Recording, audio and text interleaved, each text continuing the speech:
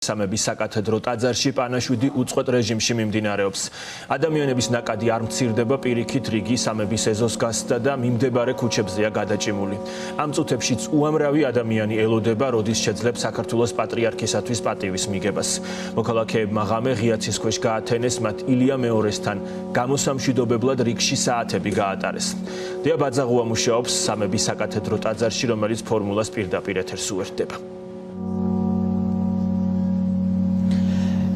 სამების საკათედრო ტაძარში კვლავ განსაკუთრებული ხალხმრავლობაა. თქვენ ახლა კადრში ხედავთ, რომ სამშობლო უწყების წარმომადგენლები მიაგებენ კათოლიკოს პატრიარქის ხსოვნას პატივის დღეს. ასევე თავდაცვის უწყების წარმომადგენლები იყვნენ მოსულები, რომლებმაც სრული შემადგენლობით პატივი მიაგეს პატრიარქის ხსოვნას.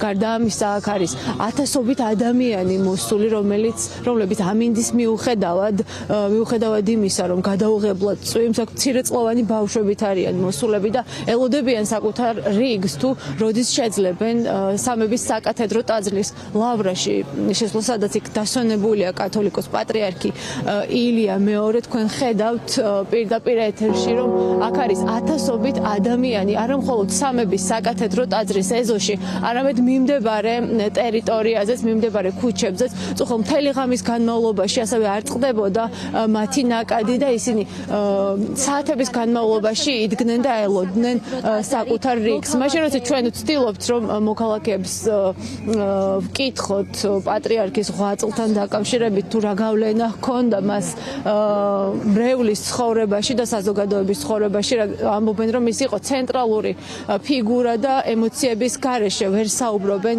მასზე. თქვენ შეგიძლიათ ადამიანების ემოციები და მათი აზრები პირდაპირ ეთერში მოისმინოთ. პატრიარქმა ის გააკეთა, რასაც ადამიანები ვერ აკეთებენ. ნამდვილი მამა იყო, სულიერი მამა იყო ჩვენი.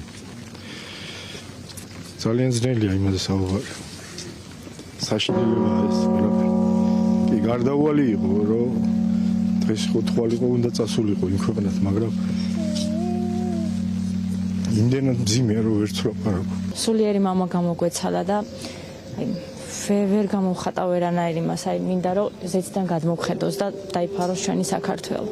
ძალიან მწუხვარი. მთელი ცხოვრება ჩვენ ასეთი ადამიანი ხოლმე არ ყოფილა.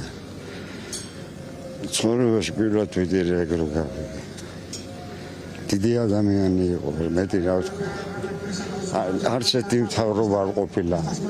ილია მეორის უკმა ყოფილა. და ყველაზე დიდი ხელმწიფეა თუ რაცვია დიდებული ადამიანი. დიდი ადამიანი იყო და დავეცე მეტერება. ცხოვრებაში მე ეგეთი კაი კაცი ვარ.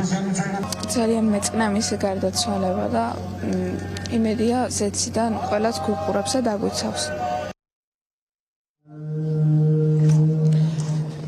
პანაშვიდების სამების საკათედრო ტაძარში, რომელსაც ესწრებიან მაღალი სასულიერო იერარქიის წარმომადგენლები, ასევე მრევლი, ყოფილი თუ მოქმედი მაღალ ჩინოსნები, ტარდება 24 საათის განმავლობაში. ასე გაგრძელდება დღეს და ხვალ, ხოლო 22 მარტს კათოლიკოს პატრიარქი ილია მეორეს სიონის საკათედრო ტაძარში დაკრძალავენ. მისი სურვილისამებრ ცნობილია, რომ გუშინ დაკრძალვის კომისიის წევრები გაეცნენ ინფორმაციას ადგილზე მოსამზადებელ სამუშაოებთან დაკავშირებით. გარდა ამისა, ცნობილია, რომ საქართველოში ჩამოვა მსოფლიოდან სხვადასხვა დელეგაცია, რომელიც სამძიმარს გამოუცხადებს საქართველოს კათოლიკოს პატრიარქის გარდაცვალების გამო. ცნობილია, რომ ასევე ჩამოვა მსოფლიო პატრიარქი ბართლომეოსი. ამასთან დაკავშირებით ჩვენ ვესაუბრეთ მღვდელმთავარს იოანე მჭედლიშვილს, რომელმაც თქვა, რომ ის 11 საათზე ჩამოფრინდება კვირას და მოვა სამების საკათედრო ტაძარში. უკვე გადასვენების პროცედურა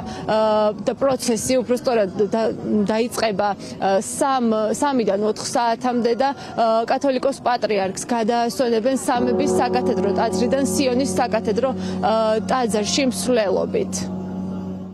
კვირის მსახურება დილით დაიწყება 9 საათზე. მეუფე შიო მღვდელმთავრებთან ერთად აღავლენს წირვას.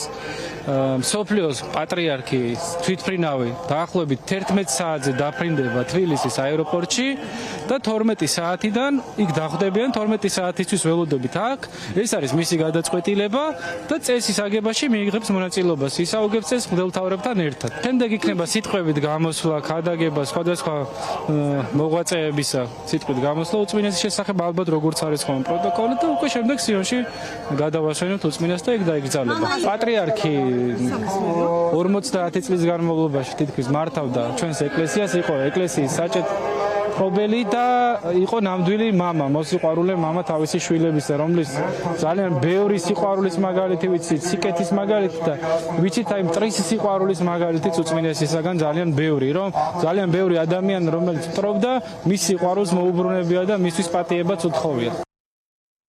დიახ, როგორც მოისმინეთ, სამგლოვია რომ ლიტურგიას გაუძღვება პატრიარქის ტახტის მოსაყდრე შიო მუჯირი და დაკრძალვის ცერემონია გაიმართება სიონის საკათედრო ტაძარში, როგორც მოისმინეთ, ასევე იქ დასწრება თავად სიონის საკათედრო ტაძარში შესაძლებელი იქნება მხოლოდ საშვებით მოქალაქეებს კი ექნებათ საშუალება რომ პატივი მიაგონ. ასევე დაკრძალვის კომისიის ცნობით, რომელიც ინფორმაცია რამდენიმე დღის წინ გამოქვეყნდა 21 და 22 მარტს ბიუჯეტიდან გამოიყო თანხა იმისთვის, რომ უფასოდ დაორგანიზდეს ჩამოყვანა რეგიონებიდან იმ მოქალაქეების, რომელთაც სურვილი ექნებათ, რომ უკანასკნელ გზაზე გააცილონ კათოლიკოს პატრიარქი ილია მეორე.